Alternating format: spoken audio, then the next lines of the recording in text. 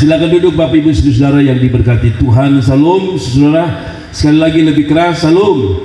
Saudara, saya ingin bawa kita di sore yang luar biasa ini dengan satu tema kecil, yaitu iman besar atau iman besar atau iman yang dipuji Tuhan. Iman yang besar dan iman yang dipuji oleh Tuhan. Saudara, setiap kita suka yang namanya dipuji oleh siapapun. Setiap kita sekali lagi senang kalau kita dipuji oleh siapapun. Kita senang dipuji oleh istri, kita senang dipuji oleh orang tua, kita senang dipuji oleh orang-orang terdekat kita. Namun pujian itu bersifat sementara. Ketika kita melakukan sebuah kesalahan, ketika kita melakukan sebuah sesuatu yang tidak menyenangkan dia, pujian itu bisa berubah menjadi sebuah hinaan. Saudara, tetapi Alkitab selalu mengatakan dipuji. Sekali lagi, dipuji di sini dalam konteks dipuji Tuhan. Nah, saudara, kalau saya dapat pujian, belum tentu pujian itu benar. Pujian itu tak selamanya benar. Ada orang yang menyindir kita sambil seolah-olah, kenapa ya Mike selalu berubah ya? Saudara, jadi kasih naik dribble, tidak usah kasih naik bass. Siapa yang selesai? Oke. Saudara dengar baik-baik. Jadi saudara, kalau saudara lihat iman yang besar dan iman yang dipuji itu model apa? Kembali saya bilang, selalu saya mengatakan bahwa iman itu iman yang saya maksudkan iman yang dipuji oleh Tuhan. Tapi saya bilang selalu ini, saudara dengar baik-baik, iman pujian kadang-kadang lahir dari manusia, bukan hanya sementara sifatnya, tapi pujian itu bisa saja sesuatu yang menjatuhkan kita. Ya, ada orang bilang berhati-hati dengan pujian, karena tidak semua pujian itu baik bagi kita. Tapi sekali lagi, pujian ini bersifat kekal atau bersifat sangat-sangat punya nilai. Begini maksud saya, begini saudara, pujian itu kadang-kadang bagi satu orang pujian itu baik. Contoh, kalau saudara nonton para juri di lomba-lomba lagu-lagu sekuler, ada yang memuji, ada yang mengatakan jelek, tidak bagus. Satu penilaian berbeda dengan satu penilaian. Tapi kalau Tuhan yang menilai, bukan hanya pujian itu sejati, tapi pujian itu benar. Dan saya mau bawa saudara untuk melihat iman yang besar dan iman yang dipuji Tuhan. Setiap kita punya iman, tapi yang saya maksudkan iman yang akhirnya mendapatkan pujian dari Tuhan. Apa itu iman yang besar dan iman yang dipuji oleh Tuhan? Matius pasal 15, Matius pasal yang ke-15 ayat yang ke-21. Perhatikan, lalu Yesus pergi dari situ dan menyingkir ke daerah Tirus dan Sidon. Maka datanglah seorang perempuan Kanaan dari daerah itu dan berseru, kasihanilah aku ya Tuhan, anak Daud, karena anakku perempuan kerasukan setan dan sangat menderita. Tetapi Yesus sama sekali tidak menjawabnya. Lalu murid-muridnya datang meminta kepadanya, suruhlah ia pergi. Ia mengikuti kita dengan berteriak-teriak, saudara.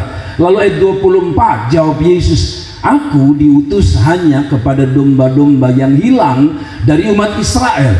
Tetapi perempuan itu mendekat dan menyembah dia sambil berkata, Tuhan, tolonglah aku. Tetapi Yesus menjawab, tidak patut mengambil roti yang disediakan bagi anak-anak dan melemparkannya kepada anjing. Ayat yang ke-27 dan 28, kata perempuan itu, benar Tuhan, namun anjing itu makan rema-rema yang jatuh dari meja tuannya.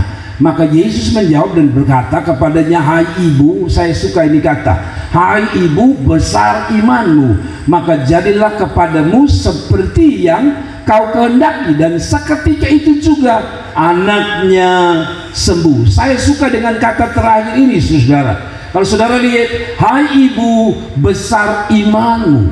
Saudara, pujian ini datang dari mana? Dari Tuhan Allah. Penilaian tentang besarnya iman ini bukan lahir dari seorang imam Yahudi. Penilaian ini tidak muncul dari seorang pendeta. Penilaian ini lahir dari Tuhan sendiri yang berkata, hai ibu, besar imanmu. Saya mau tanya, kalau Tuhan yang bilang ini besar iman, siapa yang mau protes? Kalau Tuhan sendiri yang bilang besar imanmu, siapa yang bilang ini salah? Kalau saudara, kalau Tuhan bilang imanmu luar biasa, siapa yang mau protes? Siapa yang mau demo? Karena kata ini muncul dari Tuhan Allah. Saya berharap kita tidak sekedar menjadi orang Kristen, tapi orang yang akhirnya dipuji karena iman kita yang besar, yaitu iman yang dipuji Tuhan. Jadi kalau saudara bicara tentang iman yang besar, iman yang dipuji adalah lahir dari mulut dan hatinya Tuhan. Jadi perlu saudara belajar mengenai iman yang besar, iman yang dipuji, yaitu iman yang benar-benar lahir daripada Tuhan. Tadi saya bilang bahwa hari-hari ini orang tidak perlu lagi berhubungan dengan iman, karena teknologi begitu canggih, penemuan-penemuan di bidang kesehatan yang sangat tinggi, sehingga membuat orang berpikir, buat apa lagi Tuhan? Ya, saudara masih ingat bagaimana seorang yang menemukan atau membuat kapal Titanic yang berkata, tak perlu Tuhan, kapal ini hebat, kapal ini bisa menyelamatkan dirinya sendiri. Saudara lihat bahwa penemuan-penemuan seperti ini membuat krisis iman. Ya, apalagi orang-orang yang sudah hidup begitu baik, mereka berpikir bahwa buat apa lagi Tuhan? Stok uang ada, jabatan ada, segala sesuatu ada. Nah, tapi mari kita lihat apa yang saya sebut iman yang dipuji, yaitu iman yang besar dan benar. Apa ciri iman yang besar, iman yang dipuji? Sederhana sekali. Menurut saya, apa yang dipuji karena masuk kriteria ini, iman yang besar dan iman yang benar. Ada orang punya iman yang besar, tapi belum tentu punya iman yang benar. Ada orang punya iman yang benar sekaligus iman yang besar. Apa itu iman yang benar dan iman yang besar? Pertama, iman itu dengan berbagai ciri khas orang imannya besar, iman yang patut dan layak dipuji oleh Tuhan adalah iman itu membuat orang itu sadar untuk datang dan berharap kepada Tuhan. Sekali lagi, orang itu adalah orang yang akhirnya mau datang kepada Tuhan. Jadi orang bilang begini, kalau saudara bilang saudara orang beriman tapi tidak ada hati yang rindu cari Tuhan, saya ragu iman saudara. Sebab iman itu berhubungan dengan rasa rindu saudara datang berjumpa dengan Tuhan. Jadi kalau orang bilang dia beriman tapi hatinya tidak ada rasa rindu, saya ragu dengan iman saudara. Sebab iman itu berhubungan dengan kesetiaan kita datang pada Tuhan. Mari kita lihat ayat 21. Lalu Yesus pergi dari situ dan menyingkir ke daerah mana? Tirus dan Sidon. Maka datanglah seorang perempuan Kanaan dari daerah itu dan berseru, kasihani aku. Saudara perhatikan ini. Ini perempuan disebut perempuan apa? Kanaan. Perempuan Kanaan adalah perempuan kafir, perempuan yang tidak masuk dalam golongan dan dihitung orang-orang Yahudi sejati atau orang Israel sejati. Mereka ini adalah orang-orang yang dianggap orang-orang kedua, orang-orang kafir, orang-orang yang tidak pantas di hadapan Tuhan. Tapi sikap hatinya luar biasa. Dikatakan ketika dia dengar Yesus datang ke daerah Tirus dan Sidon. Ini adalah Tirus dan Sidon merupakan daerah-daerah kafir. Tapi rupanya daerah kafir melahirkan seorang wanita yang dikatakan dalam ayat 22. Maka datanglah seorang perempuan Kanaan dari daerah itu dan berseru, kasihanilah aku ya Tuhan. Orang yang beriman selalu rindu untuk datang pada Tuhan. Sekali lagi, orang beriman adalah orang yang selalu rindu jumpa Tuhan. Kenapa saya bilang orang yang beriman, orang yang dipuji Tuhan itu satu, dia punya hati rindu ketemu Tuhan. Ini yang membuat Tuhan puji dia. Sudah lihat ini, saya tulis begini. Mereka yang menyebut diri orang beriman adalah mereka yang selalu menunjukkan kesetiaannya untuk selalu datang pada Tuhan. Sekali lagi, orang yang menyebut diri orang beriman adalah mereka yang selalu menunjukkan kesetiaan selalu datang pada Tuhan. Entah hanya untuk datang berbakti, entah itu hanya datang untuk menyembah, entah itu hanya datang untuk berdoa atau melayani Tuhan. Selalu hatinya diganggu untuk datang pada Tuhan.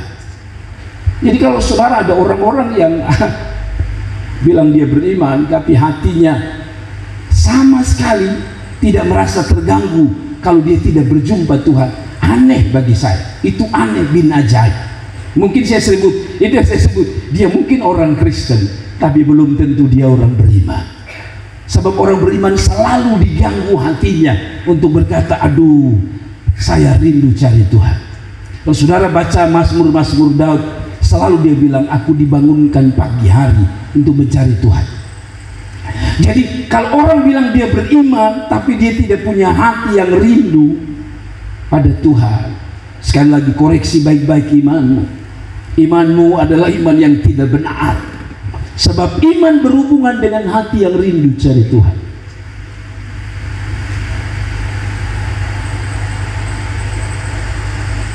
Iya kan, logikanya begini. Kita bilang kita punya suami, tapi lu tidak cari lu punya suami, itu bohong. Kita bilang ini saya punya istri, tapi istri di mana kita tidak tahu dia, kita tidak tanya tentang dia, kita tidak rindu ketemu dia. Menurut saya ini hubungan yang tidak benar.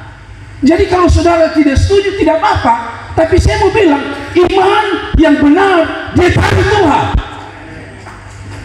Kalau sampai ada orang tidak cari Tuhan, bohong imannya. Kenapa? Karena kita bilang dia Tuhan. Kalau dia Tuhan, dia segala-galanya. Kalau dia segala-galanya lalu saudara tidak punya hati rindu, masa saudara bisa bilang saya orang beriman? Oh, ada apa? Ini orang kafir, yang golongan kafir. Tapi lihat, dia dengar tentang Yesus, dia datang cari Tuhan. Saya kasih ingat saudara, saudara dengar ini pernyataan saya. Orang beriman itu tidak hanya hubungan dengan mujizat. Walaupun kalau kita baca ini terjadi mujizat. Orang beriman itu tidak hanya berhubungan dengan mujizat ketika dia datang cari Tuhan. Orang beriman itu memiliki hubungan yang selalu rindu datang pada Tuhan, apapun alasannya. Mungkin alasan kita datang pada Tuhan karena kita mau dapat jawaban doa atau mujizat, itu bagian kecil daripada iman. Tapi iman itu tidak peduli mau ada mujizat tidak, mau ada berkat atau tidak, dia selalu punya rasa rindu untuk datang pada Tuhan. Contoh, Sadrak, Mesak dan Abednego, walaupun dibakar dengan api yang panas, apakah mereka punya hati terhapus Tuhan dalam hidup mereka? Tidak. Kata mereka, kalau api ini dipanaskan 7 kali, dia bilang begini, dengar, Tuhan yang kami sembah akan datang menolong kami. Tapi dengar Tuanku Raja, kalaupun Tuhan tidak datang menolong kami, bahasa sederhananya, kami tetap menyembah Dia. Jadi iman itu tidak ada hubungan hanya dengan mujizat dan pertolongan Tuhan, tapi iman itu berhubungan dengan kesetiaan kita datang pada Tuhan. Yang saudara pikir saya singgung saudara, no, ini prinsip kekristenan. Saya harus jujur sama saudara. Kalau saudara bilang saudara hamba Tuhan tapi hati tidak ada rindu cari Tuhan, saya ragu, maaf, saya ragu dengan saudara. Saudara bilang saudara ada Tuhan tapi tidak ada rasa rindu pada Tuhan, saya ragu dengan iman. Kemarin saya jumpa dengan seseorang, lalu saya tanya dia, gereja di mana sekarang? Dia jawab dengan enaknya, saya kafir sekarang. Berbicara dengan pendeta sadis sekali. Saya bilang, apa? Saya kafir sekarang. Tapi saudara-saudara menarik dari ini. Saya tanya dia, kenapa kakak bilang begitu? Ya, karena prinsip saya, biar saya di rumah, tapi doa-doa saya didengar. Ini yang saya bilang, iman yang salah. Kalau begitu iman hanya dihubungkan dengan doa-doa yang dijawab. Padahal iman tidak sekedar iman yang mana doa kita dijawab. Iman itu bicara tentang relasi kita dengan Tuhan. Ada amin. Hubungan kita dengan Tuhan. Kalau Anda aja bilang iman saya ada karena setiap doa saya dijawab, lalu itu agama lain dong doa tidak dijawab. Mereka yang tidak percaya Yesus, mereka pun doa juga dijawab. Tapi yang membedakan kita adalah kita punya rasa rindu untuk dapati Tuhan. Jadi saya tidak pernah terlalu bangga-bangga kalau orang bilang, "Bapak beta doa orang lumpuh jalan." Habis orang lumpuh jalan, judeju jalan. Mengerti? Tapi hubungan yang paling intim dengan Tuhan, dekat dengan Tuhan, makin rindu, itu yang menjadi standar pujian Tuhan. Makanya ini perempuan, walaupun kafir dia dengar Tuhan, dia datang pada Tuhan. Kita ini bukan hanya dengar, baca tentang Tuhan. Hadirilah KKR, lawatan Tuhan. Lu boleh taruh di situ. Hadirilah kuasa Tuhan. Lu taruh situ. Tapi dasar orang tidak punya hati, lu mau tulis kah, lu mau promosi kah, percuma. Kenapa? Dasarnya sudah tidak ada hati untuk Tuhan. Beda dengan orang yang punya hubungan yang baik dengan orang dekatnya. Tidak ada promosi. Pernah saudara pacaran, ada tulis iklan besar, datanglah pada jam 7 malam. Perempuan datang, laki-laki datang, belum jam 7 dia sudah. Kenapa? Ini relasi ini lebih penting. Hati rindu cari Tuhan itu lebih penting. Ada amin. Saya minta maaf. Saya harus menyampaikan ini karena hari-hari ini goal dan tujuan orang sudah beda. Bukan lagi Tuhan, tapi berkat Tuhan. Banyak orang di gereja mulai kita didik, ya kan? Didik, bukannya didik, sampai ada yang harus kita marah-marah sampai jadi orang lalu tinggalkan Tuhan. Kenapa? Karena tujuannya salah, hanya untuk berkat. Saya tahu perempuan ini salah satu tujuannya adalah anaknya disembuhkan dari ikatan setan. Tapi saya pikir bukan hanya itu. Dia sedang menunjukkan bahwa dia adalah orang yang rindu berjumpa Tuhan. Ada amin? Ada amin? Orang-orang muda dengar. Kalau saudaranya sekadar datang ke gereja untuk menemukan jodoh, pertanyaan saya, setelah Anda dapat jodoh, kemana Anda? Selesai? Banyak orang ketemu jodoh dianggap itu sudah akhir dari segala-galanya. Padahal mungkin perjumpaan, pertemuan Anda dapat jodoh, justru itu merupakan awal Anda makin bergebu-gebu untuk Tuhan. Ada amin. Tujuan terakhir bukan berkat, tujuan terakhir itu Tuhan. Ada amin. Jadi saudara saya bilang, mereka yang selalu atau mereka yang menyebut diri orang beriman adalah mereka yang selalu menunjukkan kesetiaannya untuk selalu datang pada Tuhan. Anda mau akui atau tidak, itu yang terjadi. Menurut saya, itu pandangan saya. Menurut Alkitab, itu sebabnya Tuhan bilang, imanmu besar. Bukan karena anaknya akhirnya bisa disembuhkan, bukan itu yang bikin dia, tapi kedatangan dia pada Tuhan, rindu datang pada Tuhan, itu yang membuat Tuhan itu tergerak untuk menjamahnya. Ada amin. Yang kedua, iman yang benar, iman yang dipuji adalah iman yang mana? Iman yang tidak kenal pantang menyerah. Ayat 23-26 berkata begini, tetapi Yesus sama sekali, padahal tadi ayat 22 dia minta tolong sama Tuhan, betul ya? Tetapi Yesus sama sekali tidak menjawabnya. Nah, tadi saya bilang, kalau engkau hanya datang cari berkat, pada ayat 23, kalau engkau tidak dapat, kau pergi dari gereja, kau pergi dari Tuhan. Tapi perhatikan 23, apakah perempuan ini punya sifat begitu? Mari kita lihat. Tetapi Yesus sama sekali tidak menjawabnya. Lalu murid-muridnya datang dan meminta kepadanya, suruh ia pergi. Ia mengikuti kita dengan berteriak-teriak. Jawab Yesus, aku diutus hanya kepada domba-domba yang hilang dari umat Israel. Perhatikan. Lalu ayat yang ke-25-26, tetapi perempuan itu mendekat dan menyembah dia sambil berkata, Tuhan, tolong aku.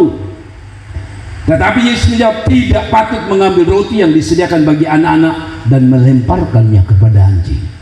Wow. Mari kita bahas satu persatu dari ayat ini. Iman yang membuat kita pantang menyerah. Seringkali kita ini kan bilang kita Kristen, tapi dapat masalah sedikit kayak mau mati. Saya selalu pakai kata ini untuk kasar, sedikit kasar. Banyak orang bilang dia punya iman yang besar, bahkan nyanyi-nyanyi, ku menang bersama Yesus Tuhan.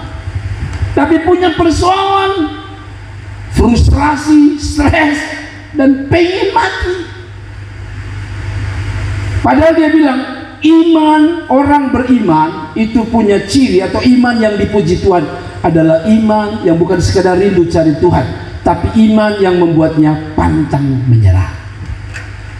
Saudara lihat ayat 23 bilang begini. Dia sudah bilang, Yesus tolong. Sejahat-jahatnya orang, kalau kita minta tolong masih ada hati berbelas kasihan. Tapi kalau saudara baca ayat 23, rasanya ini Tuhan atau bukan ya? Saudara dengar. Tetapi Yesus sama sekali tidak menjawabnya. Saya pernah ketemu seseorang, lalu dia berkata, Pak Pendeta sombong nih. Saya bilang, kenapa? Kau minta ketemu di jalan, ada panggil, Pak Pendeta tidak menjawab. Bayangkan, satu kali saja tidak jawab. Padahal mungkin saja kita kan lagi sibuk kah, lagi jalan kah, jadi tidak terlalu perhatian, lalu orang togor mungkin. Tapi bahasa itu muncul kepada saya. Lalu saya bilang, mungkin lain kali mama berdiri di saya muka langsung bilang, Pak Pendeta slow. Jangan dari samping, karena saya bisa saja saya tidak tahu. Nah, ini pernah terjadi dengan istri saya. Jadi sebenarnya kami tidak menikah sebenarnya, karena waktu saya turun dari Allah, istri saya masih di perjanjian baru, saya masih di perjanjian lama di awal. Jadi waktu saya datang, menurut cerita setelah kami menikah baru dia jujur, istri saya jujur. Beta kira lu sombong dulu. Kenapa bilang begitu? Karena waktu beliau turun dari lantai, dulu masih gereja lama itu ada lantai di atas, Anda tahu. Jadi turun-turun begini, saya pas masuk. Memang saya ingat itu peristiwa. Saya masuk, karena saya juga tidak kenal beliau kan. Masa saya tidak kenal langsung bilang halo? Kenapa bilang ini pendeta model apa ini? Jadi saya juga lewat saja. Tapi istri saya bilang begini, beta kira lu sombong. Semua lu pegang tangan, madem beta sonde. Beta bilang itu namanya teri, buang jagung jauh-jauh sedikit. Tapi maksudnya begini saudara, kalau saudara baca ini, padahal saya punya alasan. Memang saya tidak terlalu tahu beliau. Saya ada lihat, tapi saya tidak tahu siapa beliau. Hari ini saya kenal beliau, istri saya, tapi waktu itu saya tidak kenal beliau.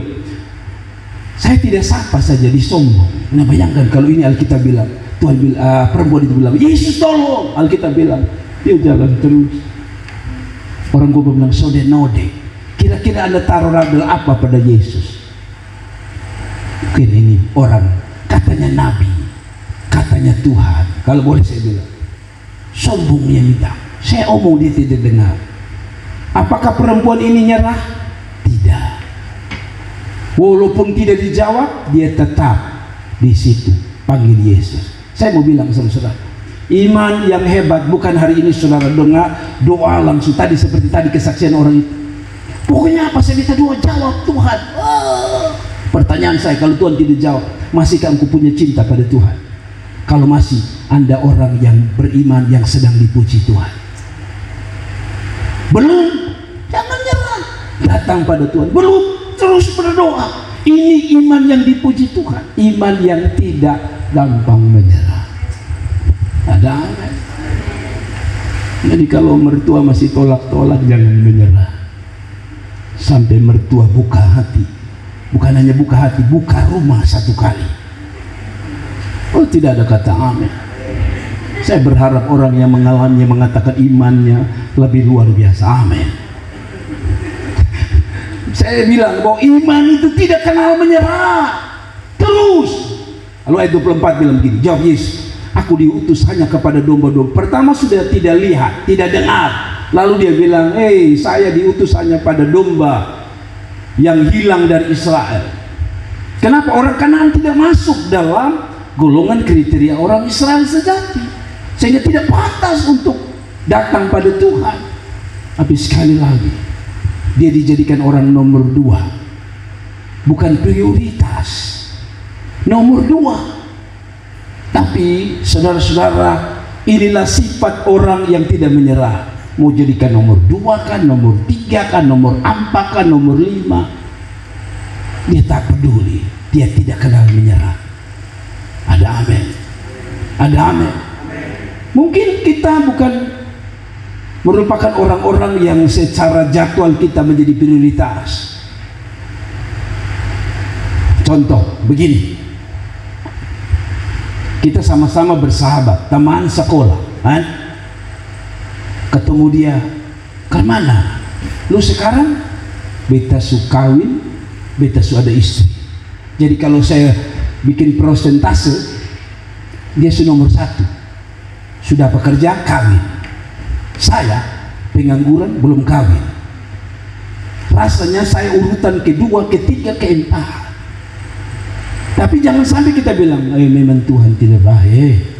Teman satu, Tuhan kasih bonus bertambah-tambah, sukawin le enak lagi, kerja lagi. Beta ini 1 saja belum. Rasanya kita di listnya Tuhan itu mungkin kedua, ketiga, keempat. Tapi mereka yang tidak pernah menyerah akan berada pada titik di mana Tuhan akan mendengar dan menjawab doa saudara. Jadi tak usah iri dia orang.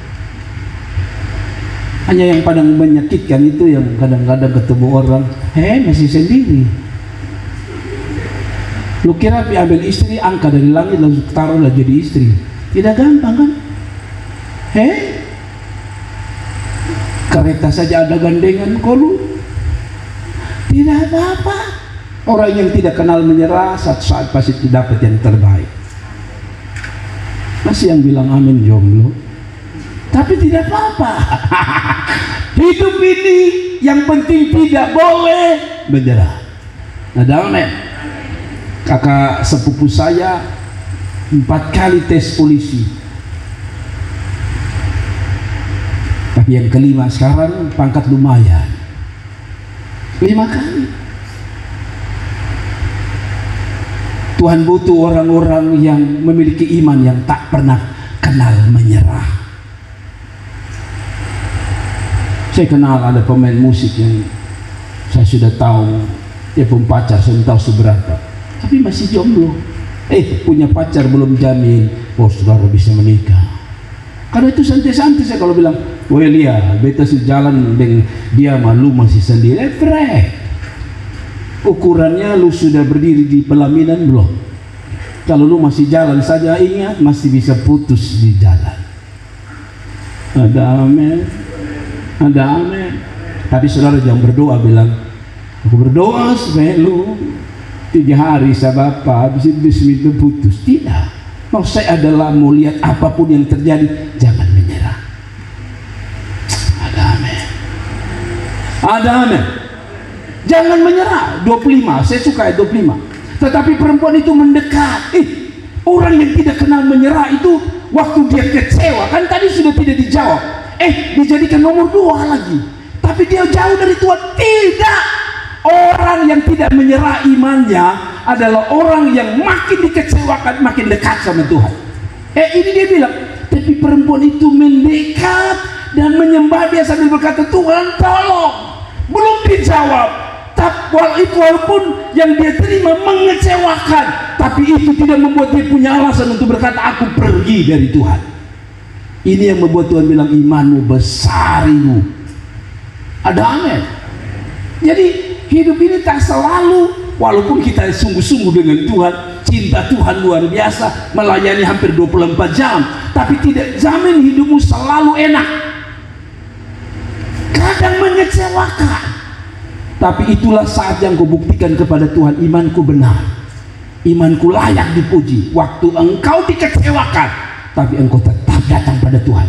Waktu bisnismu mengecewakan, tapi hatimu masih mau datang pada Tuhan, mau dekat pada Tuhan. Waktu keluargamu mengecewakan, hatimu masih dekat pada Tuhan. Itulah iman yang dipuji Tuhan. Kasih tepuk tangan untuk Tuhan. Jadi iman yang besar, bukan sekedar, woi Bapak kalau kita doa, lumpuh jalan, buta melihat. Sehingga ada orang yang berkata, Bapak, saya berdoa terbalik Bapak. Buta mendengar, tuli melihat. Tapi saya suka, saudara belajar tidak 25 ini. Dua hal di atas mengecewakan, tidak dengar dia pun suara, betul ya? Dia bilang, bukan lu. Ini sama kayak kita datang di pesta, percaya diri duduk di muka. Lalu orang bilang, Bapak minta maaf ya, Bapak pun tanpa bukan, Bapak tanpa di belakang. Saya percaya, walaupun benar saudara pun tanpa di belakang, biar saudara lihat sate babi ke sate rusa, saudara bilang, Farai belum pulang, makan di rumah super mie lebih baik. Kenapa? Karena kita dihina, kita dianggap hina. Perempuan ini walaupun diduakan, dia bilang, sekali lagi saudara perhatikan dari 25, saya suka ini. Tapi perempuan itu mendekat, luar biasa. Bagi saya ini kata luar biasa, karena konteksnya di atas dua ayat biasa mengecewakan, tapi dia dekat pada Tuhan. Masa tidak pantas dia dipuji oleh Tuhan? Pantas.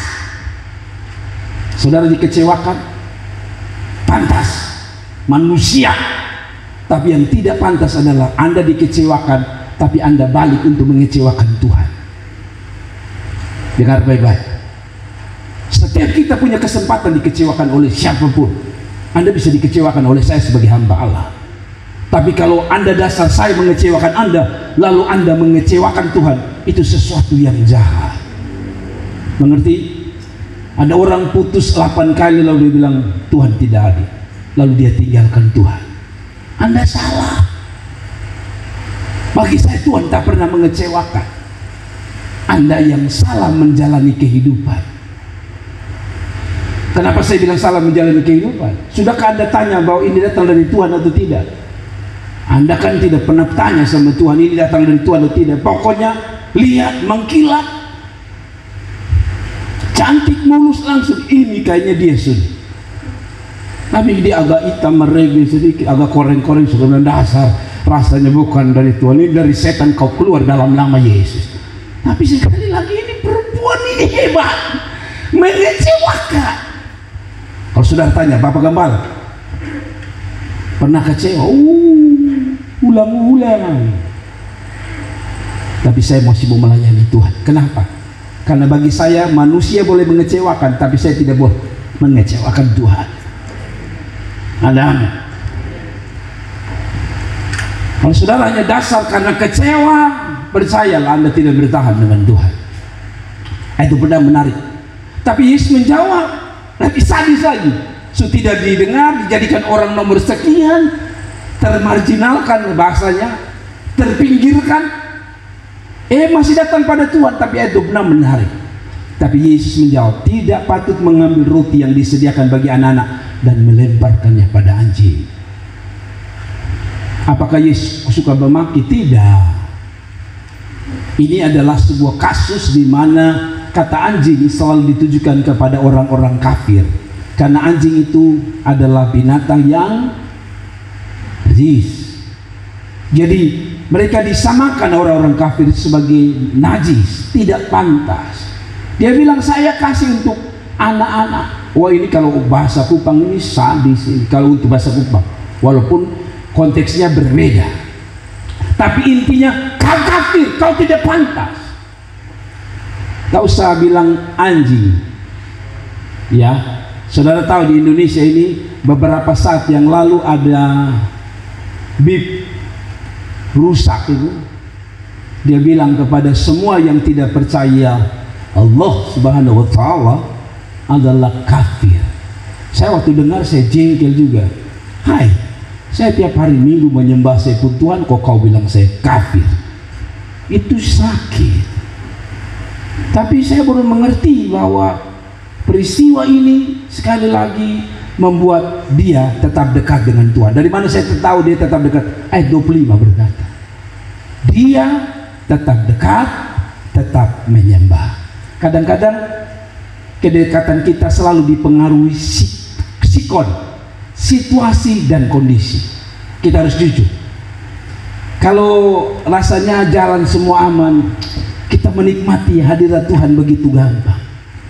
Tapi kalau sudah mengecewakan, doa tidak dijawab, di kantor ada masalah, rasanya mau datang pada Tuhan, kita tanya-tanya, Tuhan ada sih ke tidak ya? Hati sudah beda. Yang kedua saya suka adalah dikatakan bukan hanya datang mendekat, dia datang nyembah Tuhan. Saya selalu bilang penyembahan kita selalu dipengaruhi oleh sikon, situasi dan kondisi. Kalau kondisi lagi enak, dompet lagi penuh, rasanya berkata Allah Maha Besar tuh gampang. Allahku luar biasa, sambil goyang. Tapi bisnis hancur, diputus pacar, lalu uang kempes di dompet, rasanya mau bilang Tuhan Maha Besar.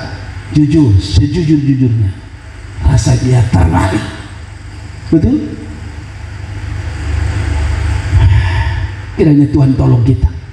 Tapi karena kita mau perjamuan, saudara lihat, saya mau bawa saudara bahwa orang yang menyebut diri orang beriman adalah mereka yang sulit dan pantang menyerah, karena mereka tahu dengan benar siapa Tuhan mereka. Dengar baik-baik, orang beriman yang dipuji Tuhan adalah mereka yang sulit dan pantang menyerah, karena mereka tahu dengan benar siapa Tuhan mereka. Kenapa harus tahu siapa Tuhan saudara? Karena kondisi bisa berubah, tapi Tuhanmu yang kau kenal tidak berubah. Ada lagu, Tuhan Yesus tidak berubah, sempat viral ya di TikTok. Tapi kadang-kadang itu hanya sebuah lagu kan. Tuhan Yesus tidak berubah, tak berubah selama-lamanya. Mengapa kita kecewa dan putus asa? Karena kita selalu melihat Tuhan dalam kondisi kita yang berubah. Tadi, kalau kondisi itu menjamin kita, rasanya Tuhan itu memang tak berubah. Tapi kalau kondisinya berubah, maka pandangan kita dan penilaian kita tentang Tuhan pun berubah. Saya dengar kesaksian dari seorang hamba Allah, seorang wakil rektor di salah satu universitas di kota ini. Dia bilang, satu waktu dia kunjungi kampung-kampung Kristen di Bena, orang-orang yang telah menjadi mualaf dan pergi tinggalkan Tuhan Yesus. Lalu dia tanya dengan orang-orang kampung itu, kenapa mama dong pergi tinggalkan Tuhan Yesus? Jawabannya sederhana, terlalu lama gereja membiarkan kami lapar. Wow, saat saya dengar itu, pertama saya marah, hanya lapar saya kesini tinggal Tuhan Yesus. Tapi benar, itu yang saya bilang, perubahan hati selalu melihat dari sisi perubahan sekeliling. Jadi imannya itu dipengaruhi oleh sekeliling. Padahal iman tidak selamanya begitu. Iman justru bicara tentang mereka yang tidak pernah kenal menyerah. Kalau saudara baca mengenai para misionaris zaman dahulu di tempat-tempat negara-negara yang tidak percaya Tuhan Yesus, saudara tahu mereka disalib, terbalik, mereka dibunuh, mereka disiksa, ya. Bahkan kadang-kadang ada yang keluarganya diperkosa. Saya menonton sebuah video, ada orang-orang yang masuk Kristen lalu diperkosa, tapi mereka mundur dari Tuhan. No. Kalau Anda tidak percaya, searching di internet, banyak itu. Diperkosa, dibunuh keluarganya. Kecewa? No. Mereka justru jadi pahlawan iman. Kenapa? Karena mereka mengenal siapa Tuhan mereka. Kalau Anda kenal Tuhan Anda, Anda tidak mengenal apa yang disebut dengan putus asa. Saya tanya saudara, Tuhanmu hebat atau tidak? Sekali lagi saya tanya, Tuhanmu hebat atau tidak? Kalau saudara bilang Tuhan hebat, mengapa kadang-kadang kita kecewa? Pengenalan akan Tuhan kita ini yang selalu naik turun. Pengenalan yang dalam kepada Tuhan harusnya menghasilkan orang yang memiliki karakter yang kuat, yang tidak gampang menyerah. Dan yang terakhir, iman yang dipuji, belajar dari perempuan ini adalah iman yang terus berharap sekalipun sebetulnya sudah tidak bisa lagi ada jawaban atau tidak lagi ada harapan.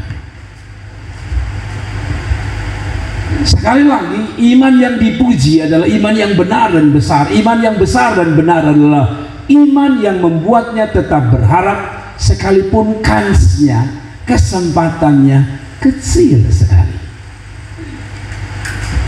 Maksudnya Bapak Pendeta ini ayat 26-27. Tetapi Yesus menjawab, roti tidak patut mengambil roti yang disediakan bagi anak-anak dan melemparkannya kepada anjing. Lalu 27 bilang gini, kata perempuan itu benar. Wah, aduh, sudah bilang, ini bukan untuk lu, ini untuk saya punya anak. Perempuan itu tidak menyerah, dia bilang gini, oke Tuhan, benar, saya setuju lah, namanya Tuhan yang omong. Benar Tuhan, namun anjing itu makan rema-rema yang jatuh dari meja Tuhannya. Maka Yesus menjawab dan berkata kepadanya, hai ibu, besar imanmu, maka jadilah kepadamu seperti yang kau kehendaki. Dan seketika juga anaknya sembuh. Kalau saudara tidak mengerti rema-rema, percikan-percikan sisa-sisa roti. Rotinya orang Israel beda dari kita berroti yang lembut-lembut. Kalau saudara makan itu kan waktu Yesus bagi itu patah, pak gitu ya. Dan kalau saudara tahu pak begitu, yang keras itu biasanya ada serpihan-serpihan. Itu adalah rema. Nah, rema itu jangankan untuk saudara, waktu dia jatuh itu bisa angin bawah. Kalau kita mau pikir secara akal, betul ya? Pak, dia kayak debu, angin pergi. Mau dapat dari mana?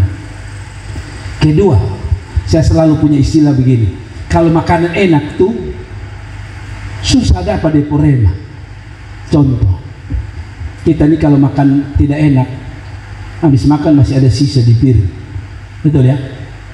Tapi kalau makanan enak, dia melengket di jempol, itu kecap, kita masih jilat ini jempol. Saya tanya, jempol yang enak atau yang nempel di sini? Kalau itu bicara tentang rema, manusia kalau sudah namanya enak, ini padahal sudah melengket di sini nih. Padahal kita baru pegang ban auto, habis makan ini kicap melengket, rasanya menyesal. Jilat sandia, orang Gupang bilang. Terlalu enak sampai ada iklan bilang berkata hingga tetes terakhir. Itu ada anak yang susu melengket sini ya. Rema itu kalau enak lenyap, betul? Anda ketawa kan? Tapi ini saya mau saudara bahwa yang namanya rema kalau enak lenyap. Jangankan kucing pikir apa sebab betul kecap ada di dagu, mudah-mudahan dia sudah jilat. Kucing tunggu-tunggu, baru tua, habis juga. Tapi walaupun itu kesempatan kecil untuk dapat yang rema, dia bilang tidak apa-apa. Kalaupun saya dapat, dia masih punya iman dapat rema. Rema itu sulit untuk dapat. Tapi ini orang bilang, tidak apa-apa, kecil pun saya akan dapat. Wah, ini jarang-jarang orang punya iman model begitu. Makanya Tuhan bilang, besar iman. Kenapa? Karena walaupun itu sudah rasanya sulit, rema itu kan sulit didapat tadi. Saya suka contoh tadi. Ya, bahkan ada orang-orang yang sumakan 3 dan bagi dong, sana loh, beli enak-enak mahal, belum minta. Rasanya kalau bisa 1 potong pun jangan. Jadi kalau ada makanan yang enak, rasanya tidak perlu orang lain. Saya baru pulang dari Surabaya ya. Saya makan di depan hotel bagus satu. Saya tunggu-tunggu, ada satu kita pun nona Kupang, kesian. Saya tahu itu nona Kupang kan, jadi wajah saya tahu. Saya awal-awal waktu dia lihat saya langsung tulis Kupang. Kan kita bisa bedakan orang Ambon, orang Kupang, kita bisa bedakan kan. Nah, walaupun orang Jawa itu lihat kita sama, kadang-kadang tanya, Kupang kah? Oh, bukan Ambon. Ambon kah? Oh, bukan Kupang. Selalu muka sama, tapi kita bisa bedakan. Nah, saya tahu ini perempuan Kupang. Lalu dia gendong anak kecil, Iko bosku belakang. Saya bilang, saya mau lihat. Mudah-mudahan bosnya makan apa dia makan itu. Duduk. Bosnya pesan makanan lengkap. Betapa lahapnya bos itu, bopak mohon sama mamanya. Saya tunggu-tunggu. Terakhir mungkin mereka bilang kita makan dulu ya. Oh nanti kalau habis nanti mama ambil itu gendong anak baru lu makan. Sampai selesai. Kasihan dia hanya kasih makan ini bapak tua pasti dalam hati enak itu daging enak. Saya tahu dia sudah telan dulu 8 kali, tapi tetap tidak dikasih. Kenapa? Karena mungkin ini memang lebih layak untuk anaknya daripada untuk seorang pembantu. Ya cerita ini mirip. Sampai pulang kasihan itu pembantu, mungkin dia lihat hanya digambar makanan lezat tapi dalam hati percuma. Tak dapat satu pun. Rasanya saya mau sorong, saya punya mau baju pikir baju beli bahan. Tapi mau saya gini soalnya saya ini bikin lucu. Tapi mau saya bikin, aduh saya kasihan sekali. Kesempatan untuk seorang pembantu. Nah, pembantu beda dengan budak. Pembantu itu selayak-layak dia pembantu. Saudara, saya lihat ada ibu-ibu di sini yang punya pembantu. Tapi naik mobil sama-sama, makan sama-sama. Budak dulu tidak bisa begitu. Tuhan di mana lu sudah bisa duduk? Kau bilang, bos, saya potong dulu. Kadang-kadang saya lihat pembantu sekarang enak. Saya punya anak rohani di Alor itu. Saya ke Surabaya, dia perintah di bos. Bosnya tanya, kebetulan dia nama Marsa. Sasa, makan di mana ya? Bilang masa lu yang bosku dia. Bapak tenang saja. Bapak, masa ini kita belok kiri atau kanan? Makan yang di mana? Yang restoran mana? Saya bilang masa lu hebat juga ya. Padahal dia hanya pembantu semua. Tapi bosnya bikin dia luar biasa. Sampai di sana yang bikin saya kagum sekaligus jengkel. Pesan makan, selalu mau pesan apa? Lihat sudah, ini biasa kan bos yang gitu. Ini pembantu. Ini saya dalam hati lu tinggal lembetan pulang kampung. Tapi dia ini dan bos bilang ini ya, iya ini, bisa mata mulut, iya ini. Sudah, lalu makan kayak orang terpaksa. Saya kurang enak ya. Memang sekali. Saya kalau bukan pendeta saya mau kerja di situ saja. Tapi mau saya begini, kan jarang-jarang begini. Dalam konteks ini benar-benar tidak dapat, tapi dia masih meyakini rema yang sulit didapat, aku harus dapat. Begitu. Iman yang dipuji Tuhan adalah orang bilang gini. Lalu dia lupa umur, kayaknya sudah lu berdoa banyak, sudahlah. Siap jadi oma jomblo, sudahlah, atau sepikir macam-macam. Itu yang saya sebut rema. Mau orang bilang batas waktu, lewat batas waktu, tidak ada masalah. Saya masih punya iman bahwa pasti Tuhan tolong. Ada amin. Lihat itu video-video itu. Bayi 80 kawin orang 12 ya. Kan ada satu ustadz satu yang sutua bangka satu kawin 12 tahun. Ustadz saja percaya, bukan dapat rema. Itu bukan rema itu kalau orang 12 tahun. Itu daun hijau pun daun hijau lagi. Kita nih orang bilang orang Kristen tapi gampang putus asa, apalagi itu sudah di ujung tanduk. Ada amin. Kami sedang bergumul sesuatu bahwa Tuhan, jadi kami bergumul untuk seorang hamba Allah yang rasanya Bapak kita, saya pulang kampung sudah. Nah, tunggulah. Tapi pagi ini kami dapat jawaban yang luar biasa. Rasanya sudah tidak mungkin. Kakak Ajeng, tidak mungkin. Kalau mertua bilang tidak, 4 tahun dulu, 5 tahun dulu. Tapi kalau Tuhan berperkara, 4 tahun bisa jadi 1 bulan.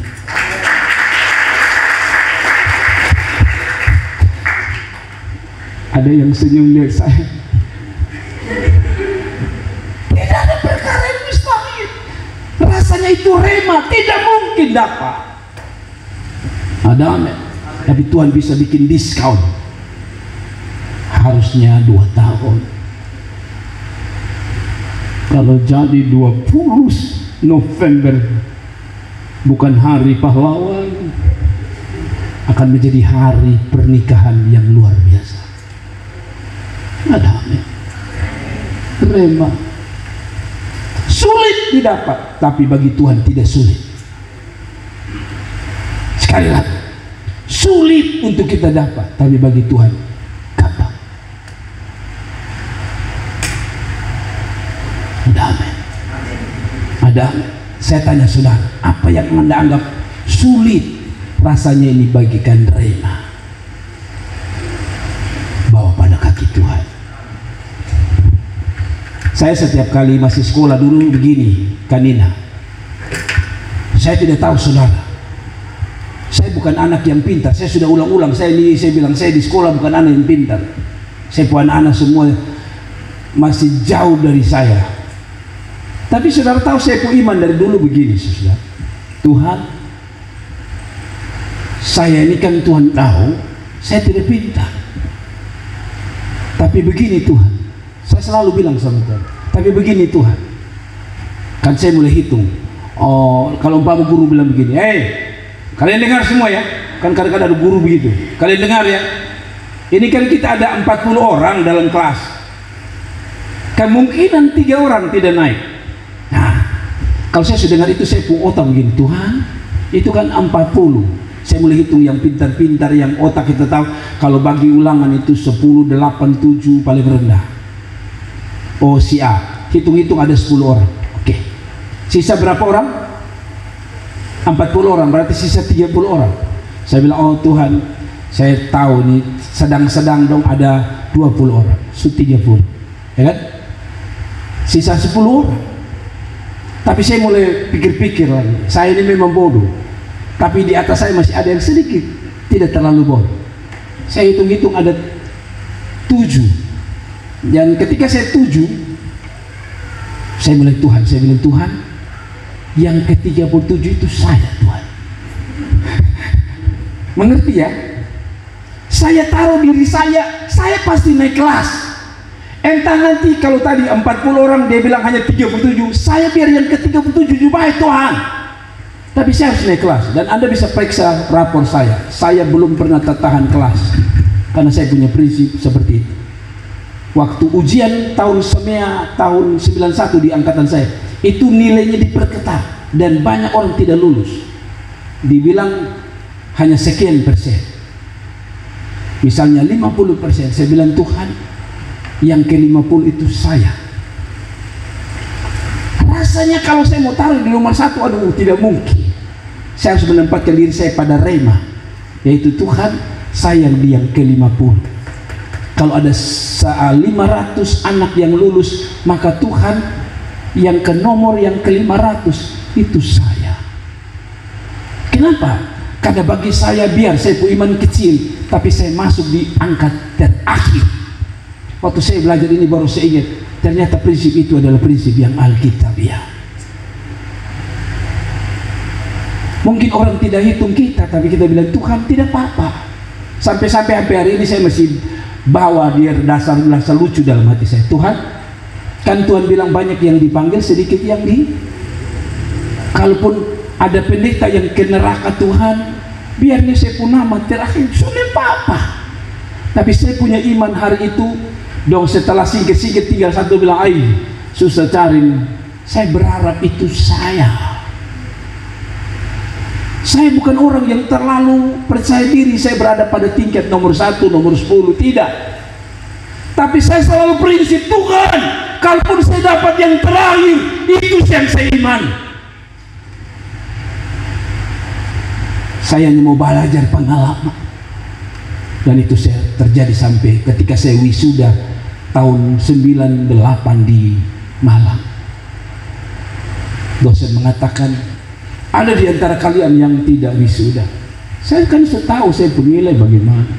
Tapi saya bilang, Tuhan jangan permalukan saya punya iman. Selalu saya bilang, yang terakhir bahaya.